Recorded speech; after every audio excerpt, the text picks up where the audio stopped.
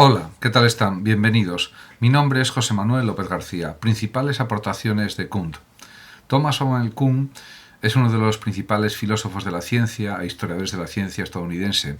Nació en Cincinnati en 1922 y murió en Cambridge en el año 1996.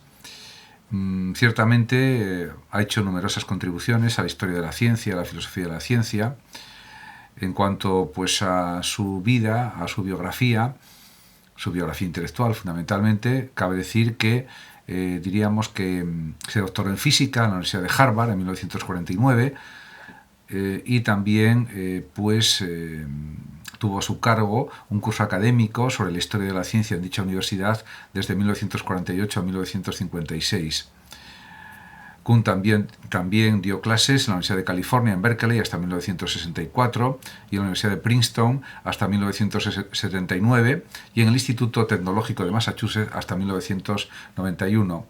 En el año 1962, como se sabe, publicó un libro extraordinario que cambió la ciencia, que es La estructura de las revoluciones científicas.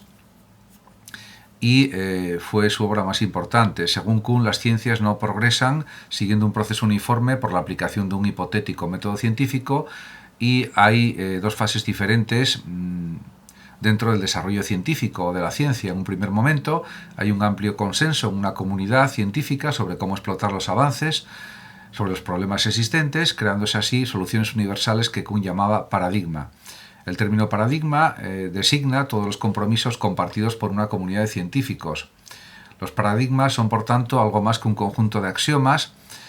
y diríamos que Kuhn invoca la noción de Wittgenstein de los universos de discurso. Kuhn aceptaba el interaccionismo simbólico sobre actores y sus pensamientos, al igual que sus acciones. La última etapa de su pensamiento está influida por el darwinismo. Y diríamos que las aportaciones fundamentales son las siguientes. Primero, él considera la historia como algo muy importante, algo más que un depósito de anécdotas o cronología y que puede producir el transcurso histórico de la ciencia una transformación decisiva de la imagen que tenemos actualmente de la ciencia. Por lo tanto, la historia es mucho más que un anecdotario. Y hay cambios históricos que producen cambios también en la ciencia. Si pensamos en la historia normal de la ciencia, la historia científica parece una acumulación simple de hechos, pero también hay que señalar que las teorías descartadas no dejan de ser científicas, por más disparatadas que puedan parecer en la actualidad. En su tiempo, en su época histórica, eran conocimientos aceptados y eran planteamientos sumamente lógicos. Por lo tanto, diríamos que la ciencia, o mejor dicho, la historia de la ciencia, no es simplemente una acumulación de conocimientos, sino que es sobre todo también un cambio de paradigmas en el transcurso del avance de la ciencia. Por lo tanto, hay un cambio continuo de paradigmas a lo largo de la historia y la ciencia normal se simplifica en su deseo de defender las teorías, tratando de ajustar la realidad al modelo de las teorías.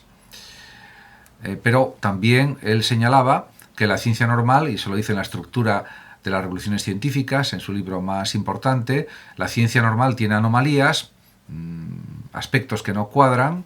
que no son coherentes y que la nueva ciencia trata de explicar. Eso supone que al cambiar la teoría existente por una teoría nueva, significa dar una nueva explicación del universo y en muchos casos una reinvención de las teorías ya existentes y las normas que las rigen, y también, por supuesto, eso implica una reinvención de los hechos y también de los fenómenos tratados o vistos por la teoría. Esto, por supuesto, es costoso y lleva mucho tiempo, cosa que la teoría normal no puede hacer usualmente, y estos cambios paradigmáticos son muy importantes en la historia de la ciencia. Por lo tanto, es deseable analizar un paradigma y su historia, y para eso se necesita poner de manifiesto la integridad histórica de esa misma teoría en la época en que se desarrolló. Por supuesto, el libro La estructura de las revoluciones científicas del año 1962 supuso una transformación enorme en el debate filosófico de ese momento, de ese periodo, pues el modelo formalista que imperaba fue desafiado realmente de una manera muy clara por el enfoque historicista de la ciencia de Kuhn, según el cual la ciencia se desarrolla a través de determinadas fases que serían, primero, establecimiento de un paradigma científico, segundo, la ciencia normal, tercero, entra en crisis la ciencia normal, en la cuarta fase sería la revolución científica y en la quinta el establecimiento de un nuevo paradigma. Por ejemplo, diríamos que la revolución científica del siglo XVII y del siglo XVI se cambió el paradigma geocéntrico de Aristóteles por un paradigma heliocéntrico, en la que el Sol era el centro del universo, que tampoco es un planteamiento exacto, pero está más cercano a la verdad que el anterior, el propio de Aristóteles y de Ptolomeo, y eso significó un gran cambio a nivel científico. También hubo descubrimientos científicos notables como el microscopio, el telescopio, etc. Y eso contribuyó a la potenciación y el desarrollo de la ciencia a partir sobre todo del siglo XVII y también del siglo XVIII. Por lo tanto, la ciencia, cabe decir que efectivamente es una constelación o agrupación de hechos, teorías y métodos que, teniendo o no buenos resultados, pues contribuyen al desarrollo del conocimiento científico, al desarrollo de nuevos inventos, de nuevos procedimientos científicos, de nuevos conocimientos, etc. Y, por supuesto, hay una disciplina muy importante para Kuhn, que es la historia de la ciencia, porque, en efecto, podemos decir que la historia normal de la ciencia recoge registros, observaciones, experimentos, experiencias y también describe los incrementos sucesivos de nuevos conocimientos y también los obstáculos que han impedido el progreso de algunas ciencias que luego han sido superados con el paso del tiempo. Entonces, para Kuhn está claro que un historiador de la ciencia tiene dos tareas básicas, que son, primera, establecer en qué momento fue inventado y descubierto cada hecho, ley o teoría científica, y también, por otra parte, debe describir el conjunto de errores, de prejuicios, de falsas ideas, de mitos y de supersticiones que impidieron claramente la acumulación más rápida de conocimientos y de información. Y esto, por supuesto, es clave a nivel científico. Por lo tanto, para Kuhn es evidente que una revolución científica es un episodio de desarrollo no meramente acumulativo, como podría pensarse en un primer momento, en el que un paradigma antiguo se ve sustituido por otro en todo o en parte nuevo que es incompatible con él. De esta forma se puede pensar también, comparándolo con el ámbito político, que una revolución política comienza por la insatisfacción de un segmento de la comunidad social que piensa que las instituciones han dejado de trabajar adecuadamente en beneficio de la sociedad. Pues del mismo modo podemos pensar, según Kuhn, que las revoluciones científicas inician por la sensación creciente de que una parte de la comunidad científica considera que el paradigma existente ha dejado de funcionar de una manera adecuada, completa o más o menos perfecta o suficiente para estar convencido de que sigue siendo válido ese paradigma. En ese sentido, esto implica que la naturaleza de las revoluciones científicas no radican de una manera total y absoluta en un aumento de madurez y refinamiento, sino más bien en un cambio de la concepción de la comunidad científica, de los problemas y normas y de los procedimientos. Ahí se pueden poner varios ejemplos en esta cuestión. Por ejemplo, Einstein, para explicar las atracciones gravitatorias, hizo retornar a la ciencia a la época anterior a Newton, ya que entonces el concepto de un avance continuo no era del todo sustentado. Por otra parte, también es verdad que a lo largo de la historia de la ciencia se observan que ha habido competencias continuas entre una serie de concepciones distintas de la naturaleza que han competido entre sí, y también ha habido conflictos en relación con las cuestiones observacionales, las cuestiones propias de la metodología más adecuada a nivel científico, y también, por supuesto, pues la experiencia y la observación pues deben limitar de una manera considerable las creencias y los planteamientos científicos, porque de lo contrario no habría ciencia, porque la ciencia se basa sobre todo en la observación y en la experimentación, y también en la experiencia, y eso también hay que ponerlo sobre la mesa en el avance científico. Por lo tanto, está claro que la investigación científica es importante, la investigación efectiva en la ciencia, pero también la comunidad científica pues puede considerar que ha encontrado respuestas firmes a preguntas que se encuentran planteadas, y eso también depende de la valoración de los científicos y, en definitiva, de la comunidad científica. Por lo tanto, diríamos que, aunque la ciencia normal significa investigación que está basada firmemente en una o más realidades científicas del pasado,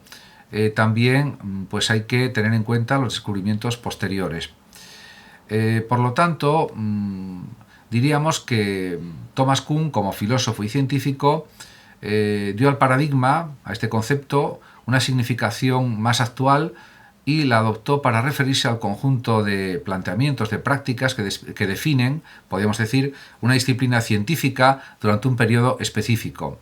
Por lo tanto, un paradigma establece o determina, hasta cierto punto, lo que se debe observar y escrutar e investigar. También define o determina el tipo de interrogantes que se supone que hay que formular para dar respuestas en relación al objetivo de la investigación científica, y también señala cómo deben estructurarse los interrogantes que se pueden plantear y también, por supuesto, cómo deben interpretarse los resultados de la investigación científica. En ese sentido, pues esto cambió, diríamos, el modelo de ciencia que había hasta entonces, y, por supuesto, es un modelo kuhniano de desarrollo científico que se puede analizar y que también él distinguió, por supuesto, entre ciencia inmadura y ciencia normal. La ciencia inmadura, según él, antecede a la ciencia normal y se caracteriza por una serie de escuelas y subescuelas de pensamiento que aún no son ciencia porque no tienen un paradigma común. Por ejemplo, él considera que durante el siglo XVII había una serie de teorías que intentaban explicar el fenómeno eléctrico, y también en el siglo XVIII, entre ellas las teorías de Benjamin Franklin, Stephen Gray y Thomas Watson, y pues esto era algo que sucedía. En cambio, la ciencia normal significa una investigación basada firmemente en una o más realidades científicas pasadas, realizaciones que alguna comunidad científica particular reconoce de forma clara durante un cierto tiempo como base de su práctica y también de la práctica posterior. Pero también es verdad que se puede producir una crisis científica, dado que la ciencia normal puede tener también errores y contradicciones, y esto pues se intenta resolver a través de la crisis científica. También pues a veces se producen revoluciones científicas que generan la aparición de un nuevo paradigma, por ejemplo, y por último habría que hablar de la ciencia extraordinaria, que se inicia con un conjunto de anomalías, problemas sin solución aparente, que proceden del paradigma actual. Esto produce crisis que ocasionan una gran proliferación de otros paradigmas y que posteriormente, mediante un consenso de la comunidad científica, se reducirán pues a un solo paradigma que dará inicio otra vez a la ciencia normal hasta que se repita otra vez el ciclo. Muchas gracias a todos por su atención, saludos como siempre a los oyentes de Radio Sofando de México, y por último decir que el que lo desee puede compartir este vídeo en sus redes sociales, darle like o suscribirse a mi canal de YouTube. Hasta siempre.